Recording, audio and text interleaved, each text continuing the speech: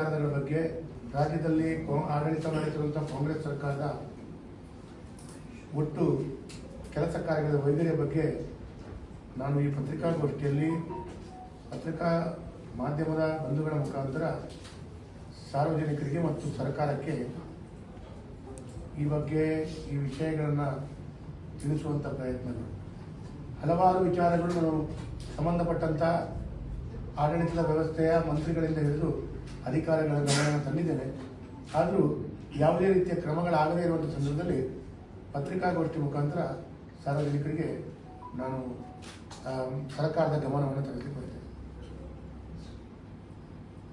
ಪ್ರಾರಂಭದಲ್ಲಿ ಈಗಾಗಲೇ 5 ದಿವಸಗಳ ಕಾಲ ಕುಡಿಯುವ ನೀರಿನ ಬಗ್ಗೆ ಇನ್ನು ರಾತ್ರಿಯಿಂದ ನೀರನ್ನು ಸಮರ್ಪಕವಾಗಿ ಮನೆಗಳಿಗೆ ಬಿಡ್ತೇನೆ ಅಂತ ಹೇಳುವಂಥ ರೀತಿಯಲ್ಲಿ ಹೇಳಿ ಇನ್ನೂ ಕೂಡ ಪೂರ್ಣ ಪ್ರಮಾಣದಲ್ಲಿ ಹಂಚಿಕೆ ಆಗಿದೆ.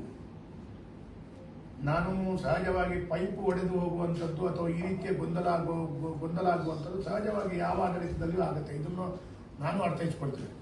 ಆದರೆ ಮಂಗಳೂರಿನ ನಗರದ ಜನತೆಗಳಿಗೆ ಯಾವುದೇ ಆಲ್ಟರ್ನೇಟಿವ್ ವ್ಯವಸ್ಥೆಗಳನ್ನು ಮಾಡದೆ ನಾನು ಸ್ವತಃ ಫೋನ್ ಮಾಡಿ ಕರೆ ಮಾಡಿ ಕೇಳಿದರೂ ಟ್ಯಾಂಕರ್ಗಳು ಇಲ್ಲದಂಥ ವ್ಯವಸ್ಥೆಯ ಆಡಳಿತ ನಡೆಸುವುದನ್ನು ನಾನು ಖಂಡಿಸ್ತೇನೆ.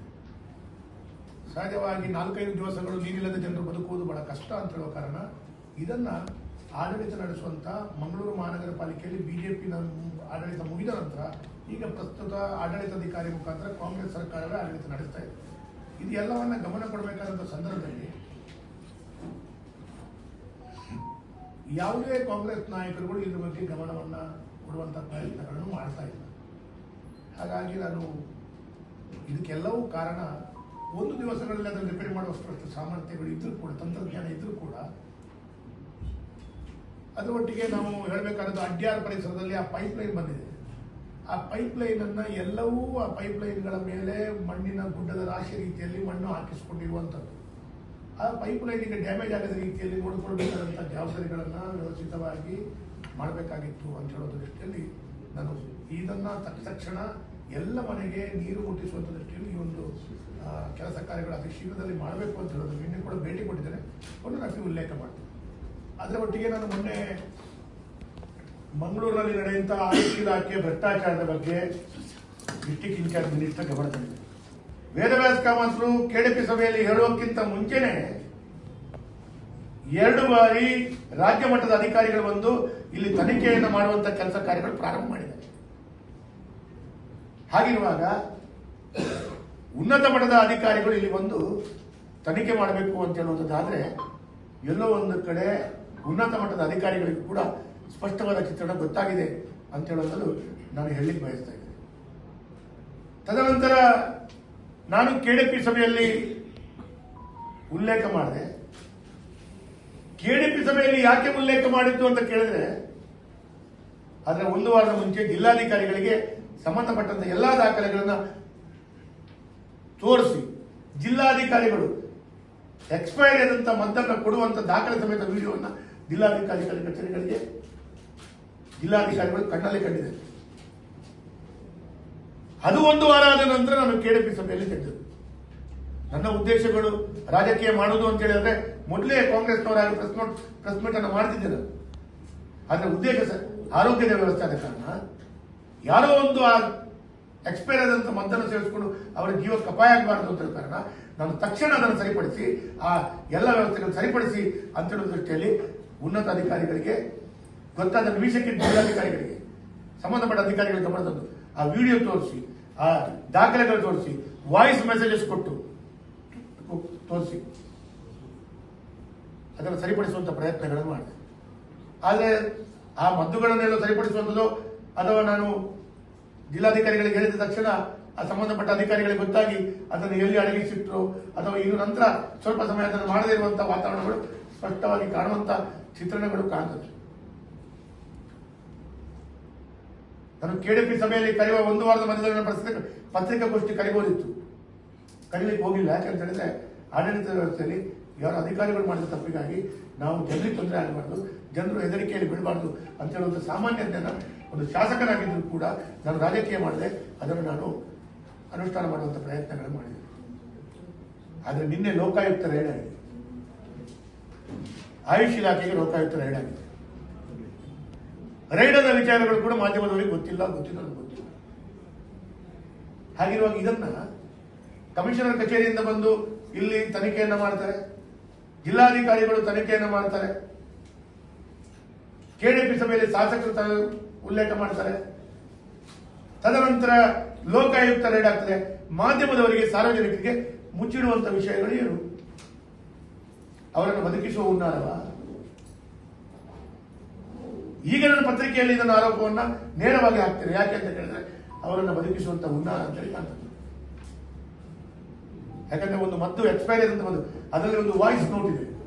ವಾಯ್ಸ್ ನೋಟ್ ಅಂದ್ರೆ ರೆಕಾರ್ಡ್ ಮಾಡಿ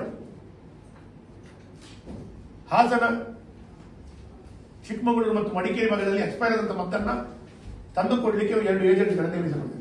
ಅಲ್ಲಿ ಎಲ್ಲ ಎಕ್ಸ್ಪೈರ್ ಆದಂತ ಮದ್ದನ್ನ ಇವ್ರು ಹೋಗಿ ಕಲೆಕ್ಟ್ ಮಾಡ್ತಾರೆ. ಆಗ ಅಲ್ಲಿ ಕೇಳ್ತಾರೆ, ಇದು ಎಕ್ಸ್ಪೈರ್ ಆದ ಮದ್ದನ್ನ ನಾವು ನಿಮ್ಗೆ ಯಾಕಪ್ಪ ಅಂತ ಹೇಳಿ. ಅಲ್ಲ, ನಾನು ಬಿಸಾಡ್ತೇನೆ ಅಂತೇಳಿ ತಂದು ಅವನಿಗೆ ಒಬ್ರು ಸಂಪರ್ಕ ಮಾಡ್ತಾರೆ.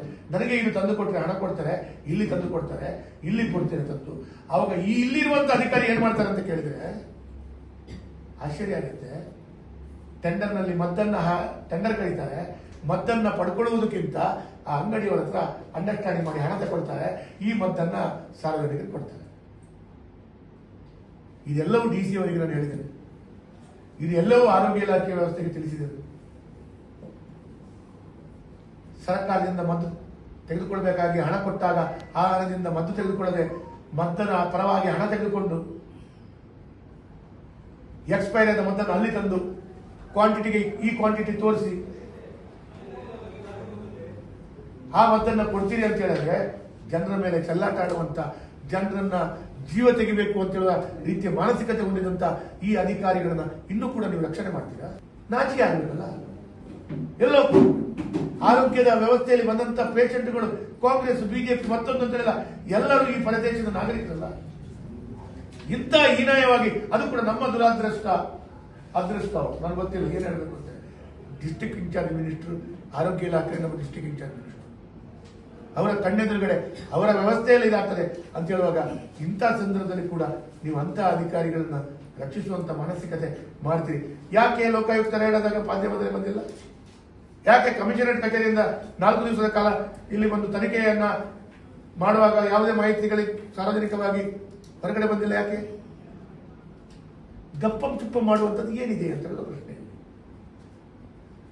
ಯಾರನ್ನ, ಎಷ್ಟು ಜನರನ್ನು ಇಂಡೈರೆಕ್ಟ್ ಆಗಿ ಈ ರೀತಿ ಮಾಡಿ ತೊಂದರೆಗೆ ಮಾಡಿದ್ರು, ನಮ್ಮ ಸರ್ಕಾರ ಕೆಟ್ಟ ಹೆಸರು ಬರಬಾರದು ಅಂತ ಹೇಳೋ ಕಾರಣ ನೀವು ಅಂತ ಅಧಿಕಾರಿಗಳನ್ನ ರಕ್ಷಣೆ ಮಾಡ್ತೀರಿ.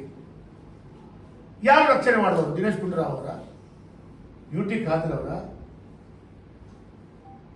ಮಂಜುನಾಥ್ ಭಂಡಾರಿ ಅವರ, ಐವನ್ ಡಿಸೋಜ್ ಅವರ?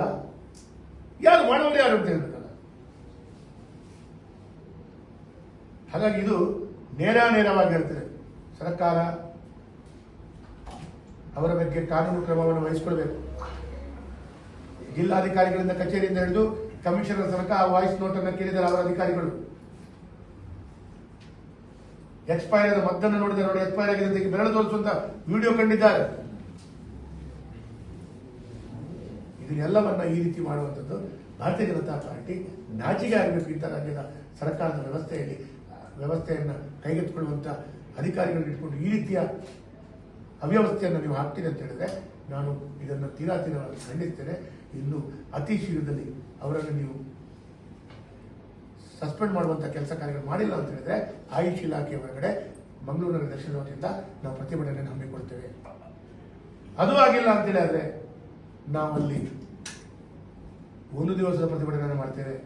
ಅದು ಆಗಿಲ್ಲ ಅಂತ ಹೇಳಿದ್ರೆ ನಂತರದ ಪ್ರತಿಭಟನೆಯನ್ನ ಆಯುಷ್ ಇಲಾಖೆ ಹೊರಗಡೆ ಅವೆಲ್ಲ ಪರಿಸರದಲ್ಲಿ ನಾವು ಮಾಡೇ ಮಾಡ್ತೀವಿ. ಇದು ಜನರ ಆರೋಗ್ಯದ ಪ್ರಶ್ನೆ ಅಂತ ಹೇಳೋದು ಮಾತನ್ನು ಇವತ್ತು ಹೇಳಿ ಬಯಸ್ತೇನೆ.